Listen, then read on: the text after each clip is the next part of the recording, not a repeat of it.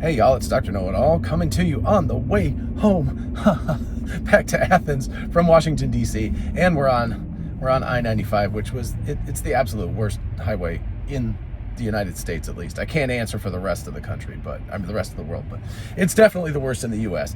And we're stuck in traffic. Sitting here, and it doesn't even matter, the express lane sucks too. But anyway, the important part of this video is a mea culpa. In other words, I screwed up my last video, which turned out I've had like all of these videos that nobody's been watching, and this one is one that everybody seemed to have watched, and I got a fact completely wrong. I assumed, because of the lag time, that the Optimus video, if you haven't caught that yet, definitely check it out up in the corner, and I'll put it at the end as well. But the rest of the stuff works. But I had said that Optimus had to be running in autonomous mode, number one, because it had red LED around it, and number two, because the bigger reason was because I just didn't believe that there was any way that the latency would work. Because if you've ever played VR games and things like that, you know there's like this latency, and trying to do something with sub-second, like a few millisecond precision, like catch a ball or something in real life based on teleoperation, I just didn't believe they could do that. So I was wrong. And the person that told me, well, it wasn't telling me, but anyway, Elon Kovac, who is the head of Tesla's AI, or the robotics team that's building Optimus, he posted after the, I think it was after I posted my video, so anyway, it may have actually been as I posted my video, but he posted our new hand forearm with double the number of degrees of freedom, right? So it's 22 degrees of freedom. We've talked about that before. If you haven't seen that video, definitely check that out as well. Anyway, now has double the degrees of freedom in action on the bot, and that's really impressive. And again, that's why it's worth watching the other video, because you can see the old hand with 11 degrees of freedom and the old forearm, and the new hand and the new forearm, and it's just remarkable, and we're going to discuss that more in just a second. Anyway, and 3 on the wrist forearm. So it's 22 on the hand, 3 on the wrist, which is very, very impressive. So anyway, this little video, which again is the video of Optimus catching the tennis ball, 2 of them, was made last night in the lab, which would have been Wednesday night, right before Thanksgiving, and he does say teleoperated in parentheses. So that one parentheses is what proved me wrong right there. And it is real time. So in other words, it's, I guess, no trickery or anything like that. It caught 2 of the balls, and then that was it. So anyway, he says this gives us confidence. Very soon we'll be making all new bots with those on, in other words, the new hands, Generation 3 hands. Very impressive hands. I mean, just they look human, and even more impressive is that the forearm looks human as well. It's much, much smaller than the old one. It doesn't have these big actuators hanging out on the sides. Just super impressive work by the team.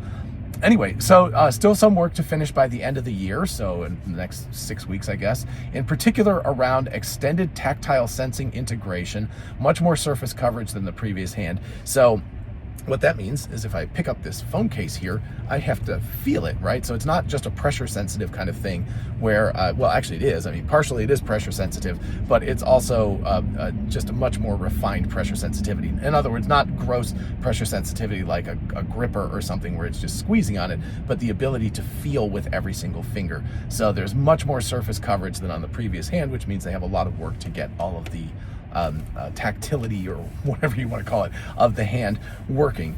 So anyway, also very fine controls through the tendons. So again, it's using tendons like a human through the forearm. So as opposed to using the linear actuators and a bunch of actuators in the palm, they've moved everything into, like, put my hand down. So again, we're going no miles an hour here. So anyway, they've got all the tendons in the forearm and all the actuators are in here. So just like a human being, that's basically what they've done. So anyway, very fine control through the tendons, and shaving some weight off of the forearm. So I guess the forearm has gotten rather heavy. All actuation has been moved to the forearm, which has increased its weight. So that's where we've gotten in terms of problematic land. So you don't want either size-wise Popeye arms, but you also don't want weight-wise Popeye arms, because the moment of inertia is much larger when you put the weight out at the end of the arm as the thing is swinging around. So that's obviously, you want to make sure that you don't have a super heavy forearm. The interesting part is up to the elbow, it looks like it's the same as the old system, Wow, somebody just went across the highway. Just drove across. I guess they're in a truck. They just drove across everything. That's impressive. I'm like, wow, that's pretty wild. Anyway, so yeah, so they need to get some weight off of the forearm as well. All actuation has been moved to the forearm, which has increased its weight. Yep.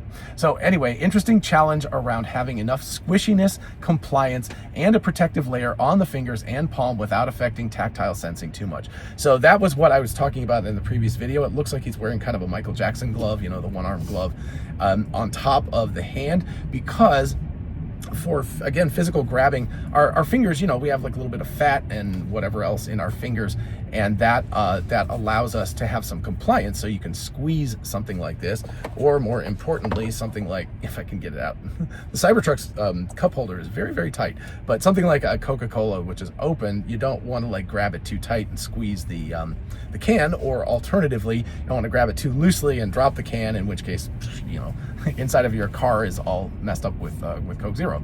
So anyway, you have to have a lot of compliance in the fingers, also in the joints as well. So, but more importantly here in this particular instance is compliance in the fingers, because you need to have a little bit of squishiness in them so that it's not very, very solid. And then of course you also need some sort of rubbery kind of something or other, right? You need that grip ability. If you don't have something that will hold on to things, then it's going to be too slippery. So again, try to pick up the Coke can, it's just going to slip out of, if you had like plastic fingers, it would just slip out of your fingers because there's no grip ability on them. So anyways, so interesting challenges in terms of that. He also talks about the palm as well. You need to have some sort of the same sort of material in the palm with some compliance and some grip ability as well. And then he says, congrats to all of the hardware and firmware teams for this milestone, and happy Thanksgiving to everybody. I'm going to actually, let's see if I can do this. There we go. That is interesting. So we have the robot, it's catching, you can see it catching the tennis ball. There's one. So again, as I said, I was wrong. This is teleoperated. This is not, this was not done autonomously. I assumed it was. Eventually, at some point, it will be done autonomously, but at this point, it's being teleoperated. So as you know, Milan corrected me, even though he wasn't intentionally correcting me, he effectively corrected me in my mistake about that. But I will still say that it's just, in a way, it's just as impressive, just in a different way. I was very impressed with the autonomous capability of the robot for being able to move that quickly and everything. The ability to move that rapidly, because catching a ball requires moving a whole bunch of joints very, very fast. So we're not talking like that, right? Doing that kind of thing, it has to be able to move at extremely high speed, and it has to be very accurate. And you also have to have incredibly low latency for the teleoperation as well. So all of that stuff is incredibly impressive. It's just impressive differently than I thought it was. I was very impressed by the autonomy aspect of it. Instead, I should have been impressed by the teleoperation aspect of it.